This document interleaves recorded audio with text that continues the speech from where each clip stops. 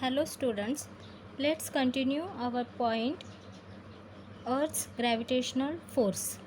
Next we have given there that is you have to be use your brain power. According to Newton's law of gravitation, if every object attracts every other object, so you have to use that brain power. Here they have given thus if the earth attracts an apple towards itself, the apple also attracts the earth towards itself with the same force. Why then does the apple fall toward the earth but the earth does not move towards the apple? Students, we know that that gravitation force is depend on the mass of the object, and the earth's mass is greater than the apple's mass. That's why the apples falls on the earth. Maybe that attracts earth towards itself, but that is fallen on earth. Earth not pulls towards the apple. The gravitational force due to the earth also acts on the moon, because of which it revolves around the earth. Similar situation exists for the artificial satellite orbiting the earth. Because of the gravitational force, earth that revolve around the sun, and similar the satellites also revolving around the earth because of the gravitational force. The moon and the artificial satellites orbit the earth. The earth attracts them towards itself, but unlike the falling apple, they do not fall on the earth. Why? This is because of the velocity of the moon and the satellite along their orbits. They ask here question and given the answer also here. The earth attracts the satellite towards itself, but unlike the falling apple, they do not fall on the earth. Satellites, why not falling on the earth? They have given the reason because of the velocity of the moon and the satellite. In satellites they have the velocity, and because of the velocity they moving in the orbit, and that's not falling on the earth. And also moon also not falling on the earth. If this velocity was not there, they would have fallen on the earth. If the velocity is absent or maybe not there, then the moon and satellites will fallen on the earth. Next, earth's gravitational acceleration. The earth exerts gravitational force on object near it. According to Newton's second law of motion, a force acting on a body results in its acceleration. Thus, the gravitational force due to the earth on a body results in its acceleration, and this is called acceleration due to gravity and is denoted by g. Earth exerts gravitational force on object near it. On any object, that Earth exerts a gravitational force. And there they have given the according to Newton's second law of motion, a force acting on a body results in its acceleration. If there is a gravitation force on object, means the force when acting on a body, that body is accelerate. Thus, the gravitational force due to the earth on a body result in acceleration, and because of the gravitational force, its result that body is goes in acceleration. This is called the acceleration due to gravity, and that is denoted by g. Small g is there. The acceleration is a vector. So, as the gravitational force on on any object due to the earth is directed towards the center of the earth, means if the any object is falling, that's falling on the earth, means towards the center of the earth. The direction of the acceleration due to gravity is also directed towards the center of the earth, and that is the vertically downward, and that is the vertically downwards, that all the objects are falling vertically downwards on the earth. Next, they have given the think about it. They have given the questions, and on that questions we have to think and give the answers.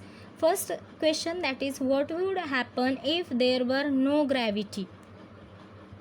If gravity is absent, what would happen there?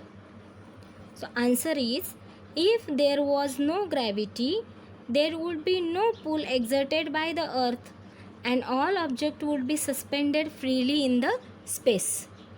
They are not falling on the earth. They are freely suspended or flowing in the space.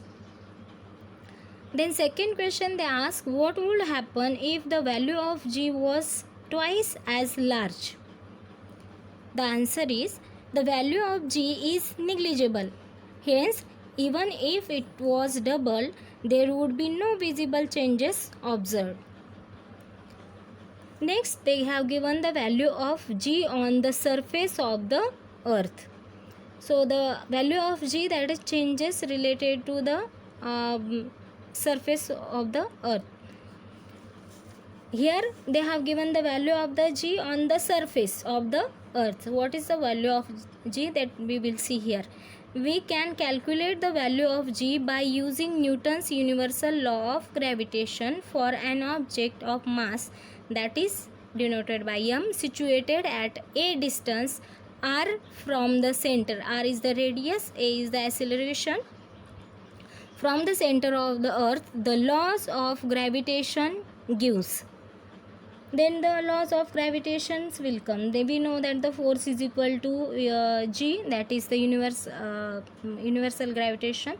Then the m, that is the mass of the earth, and this small m, that is the mass of the object on the earth, upon r square, that the radius or distance from the center of the earth of that object. M is the mass of the earth you have given. This is the third equation. Then we know that the force is equal to m a, but here the acceleration because of the gravitation, and that's why they have given the g here, mass into gravitation. Small g is there. That is the fourth equation. From 3 and 4th, mg is equal to g capital M small m, that is the mass of the earth and mass of the object, upon r square, the distance of the object from the center of the earth, its square. Then the next, g is equal to gm upon r square.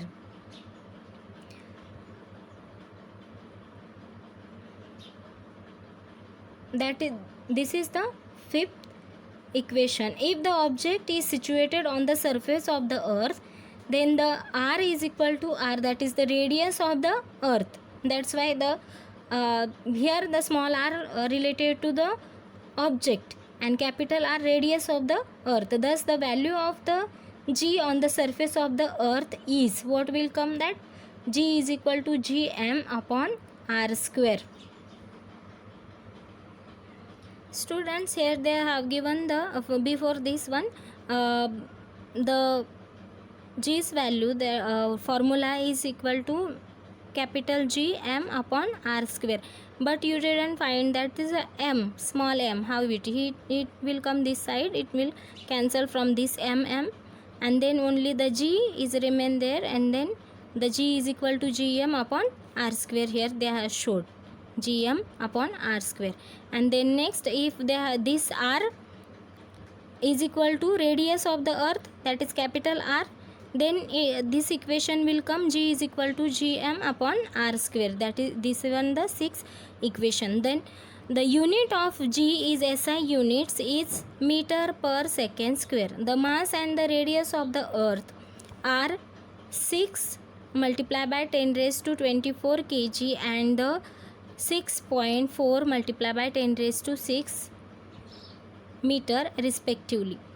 Mass of the earth, that is 16 to 10 power 24 or raised to 24 kg, and the radius of the earth, that is 6.4 multiplied by 10 raised to 6 meter. Using these in 6, so we have to use this value in this 6 equation. What will come then? G is equal to, we have to put the values here. Then if we solve this one, we will get the answer 9.77 meter per second square, and this is the 7th equation. This acceleration depends only on the mass m, that is the mass of the earth, and the radius of r of the earth, and so the acceleration due to gravity at a given point on the earth is the same for all objects. It does not depend on the properties of the object. Maybe they are having the different properties of the object, but on the surface the value of that g is same, that will come 9.77 meter square.